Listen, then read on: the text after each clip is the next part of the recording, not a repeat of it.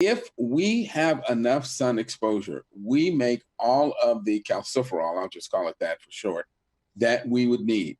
We would not need to ingest it in our foods. But unfortunately, because most of us are indoors most of the day, and even when we're outside, we are covered up with clothes. And if we're living in, colder areas, we can't have a lot of sun exposure during a large part of the year.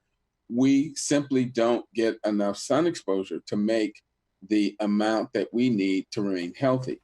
But again, you can take a calciferol supplement.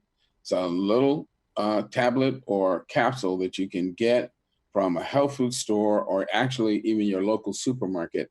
It's added in, so it's put there by the industry. It's not naturally in dairy foods. And I've had people say, well, dairy has so-called vitamin D, and it's got magnesium, and it's got phosphorus, and it's got zinc. Well, you can get all of those things from plant foods, from the sun. And because of the unhealthy aspects of dairy foods, I tell people to eat dairy foods for the nutrients is like inhaling cigarette smoke for the oxygen it contains. It's a losing proposition. So talk to us about, I remember when I was a kid, there was milk that was wheeled in around 10 a.m. in little cartons and given Sure. away for free. I don't know if that was a government thing. Can you talk a little bit about how the government has been pushing dairy, why they're pushing dairy, and why it makes you so mad? It's because our government has been bought up by industry.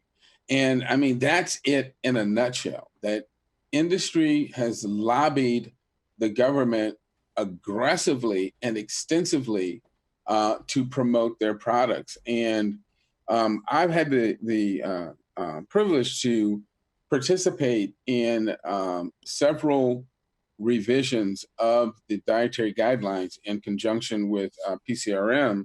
And what many Americans don't know is that about every 5 years, the the government has revises the U.S. dietary guidelines to make sure they're keeping, well, ostensibly to make sure they're keeping up with the latest science.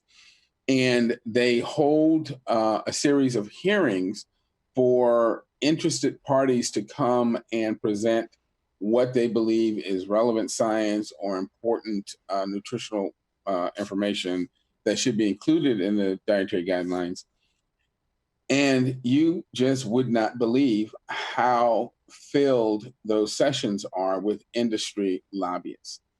There's lobbyists from the dairy industry, the beef, chicken, poultry industry. There were even lobbyists from the candy industry. There were people, talking about the benefits of eating Snickers bars. And there were actually people from the liquor industry talking about potential benefits of downing a gin and tonic. I mean, it was ridiculous. And clearly, this was all about the money. These people wanted their products either promoted or at least not condemned by the dietary guidelines because they're trying to make a buck. And it's useful for people to understand which agency in the federal government is responsible for putting out the dietary guidelines.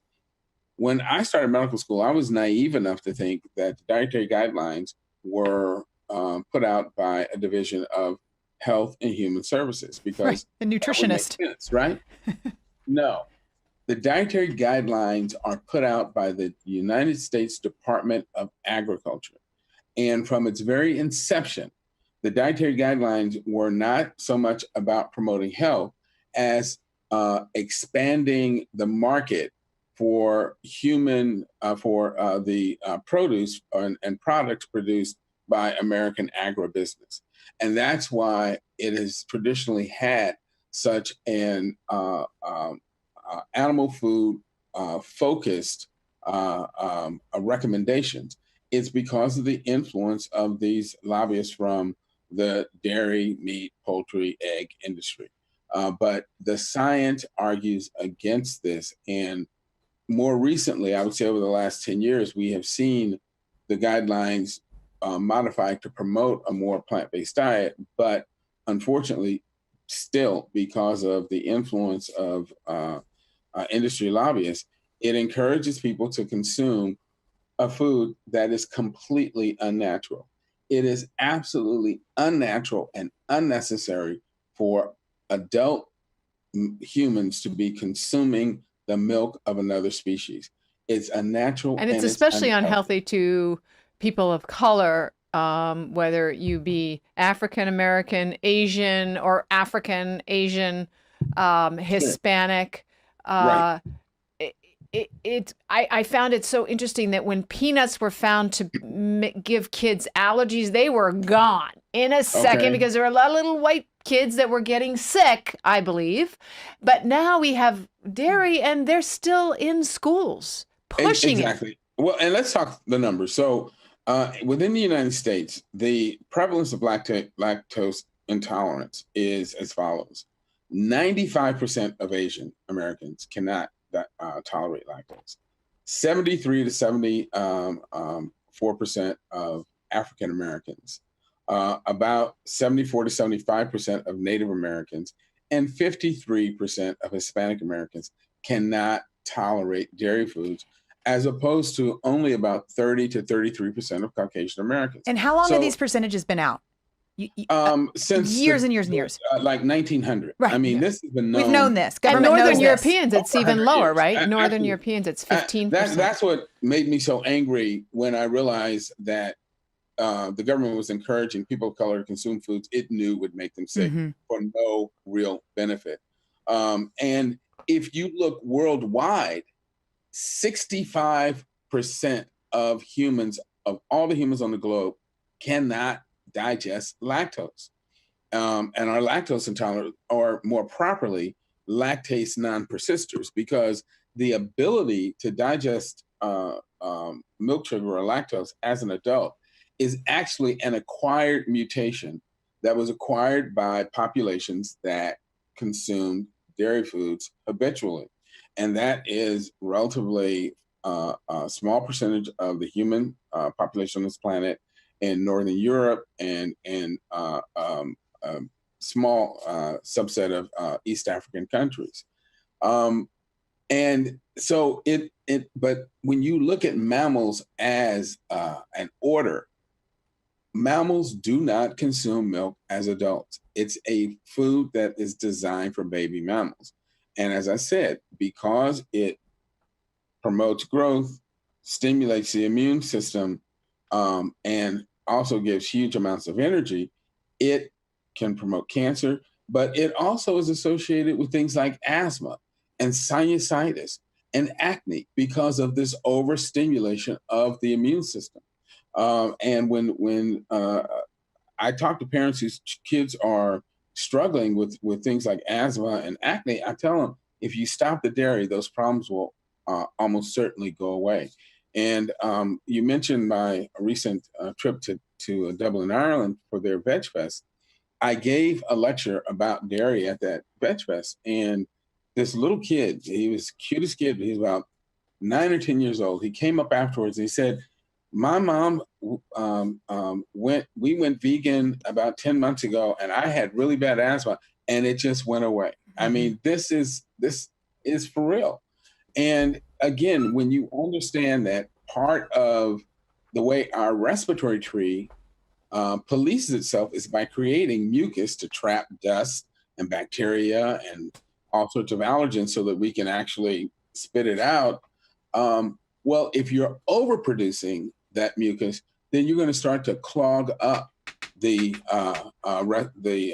airways in your respiratory tree, and that's going to give you the symptoms of asthma. It's going to make when you have overproduction of mucus in your sinuses, it will make sinusitis worse, and so forth. So there are very logical, sound reasons why we see the problems that we see associated with dairy foods, but we shouldn't be consuming it.